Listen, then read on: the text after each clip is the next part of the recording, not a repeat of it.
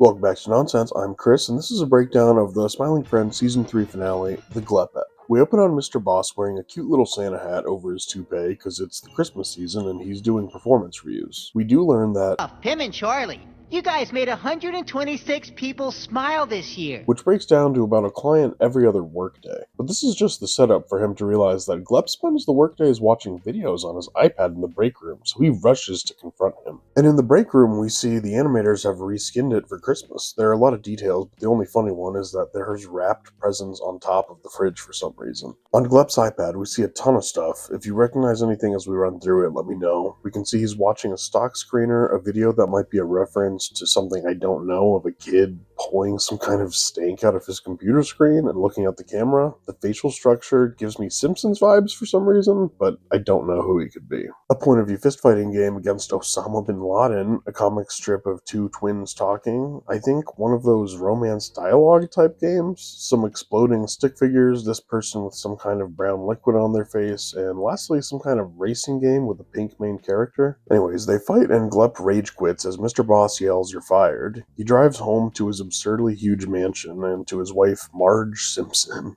She's spending the holidays in her unspecified Slavic home country because she feels neglected by Glep due to his apparent obsession with work, which is hilarious given how the episode opened. But despite not specifying what country she's from, she does say, which I spent way too much time trying to figure out the language of, and I'm fairly certain it's just a vaguely Slavic-sounding nonsense word. I tried Google, Reddit, and the AI overlords, and none had a certain answer for the language or translation. In his extravagant man cave, if we brighten it, we can see a human bust of some sort, a horse head, an absolutely sick world map, and a lady in an old-fashioned dress being scandalous. There's this hilarious bit where we hear the news anchor say, "In other news, there were 50 stabbings today," which is only actually funny if you see the full news banner within the 12 frames it's actually up for, which says that stabbings are actually down 30%, so those 50 stabbings that sounded horrific are actually great news. He flips through the channels and we see a couple breaking up, a crazy game with a soccer ball, a triangle head guy, a guy with no shoes, and a shirt that has built-in gloves, what vaguely looks like a Muppet, a bird, a spider, I don't know what this is, a topless human, and lastly, actually riding the soccer ball is a tiny little purple guy. $10 to anyone who can make legitimate sense of this game. Then we see a critter cop's body cam while he aims his gun as another critter sprints at him holding a baseball bat before he shoots him. Gleb turns off the TV, throws on his cool guy brown leather jacket, and hoofs it through the snow to the bar. When he shows his ID, it says he was born in 329, stands at 1'6", 8 pounds. There's no hidden jokes I can decipher in his address, but he is an organ donor, which is nice, but I mean, isn't it safe to assume he's immortal, so what would be the point? Anyways, the bartender's reaction makes Glep have a flashback where we see some of his vast backstory, starting in Rome 476 AD, where his little dance makes the emperor go crazy and off himself for some reason. And no, the real emperor at the time did not do that. Romulus Augustus was actually deposed and retired to a villa.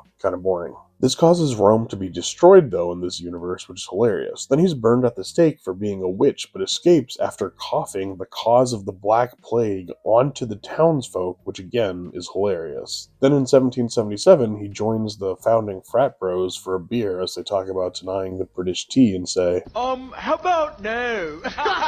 a reference to the future Dr. Evil. How about no, Scott? Okay. But they're also sitting on various modern-day lawn chairs, and Ben Franklin's in a gaming chair, so I think time is pretty loose here. Glep at least doesn't accidentally cause any destruction this time, but the founding bros don't like him, so they leave, making the point that he's always had a hard time fitting in and finding a group of friends. He leaves the bar after the flashback, and as he's walking, he recalls when he first came to town in 1992, when he encountered Mr. Boss freaking out because he had just lost everything to a market crash. Gleb tries to cheer him up, and in response, Mr. Boss does a direct reference to the pilot by pulling a gun on himself and threatening to do it unless Gleb convinces him not to. Same hand and position and everything. In response, Gleb does his dance, but this time it actually works. His type of crazy matched Mr. Boss's kind of crazy, and he says, You just made me smile, even though my life is terrible. giving him the idea to start Smiling Friends as a his next business venture, and to finding Gleb as really a partner in the business. An awesome origin story for Smiling Friends, honestly, and this moment encapsulates what I think the creators and the writers of the show view as their role in the world. It's a very relatable feeling, the idea that there's so much going on in the world and our lives can be so difficult and messy, and it might seem stupid that someone just sets out to make someone else smile. But that's what comedians and comedy writers, and if we're being honest, just most creatives in general really aim to do.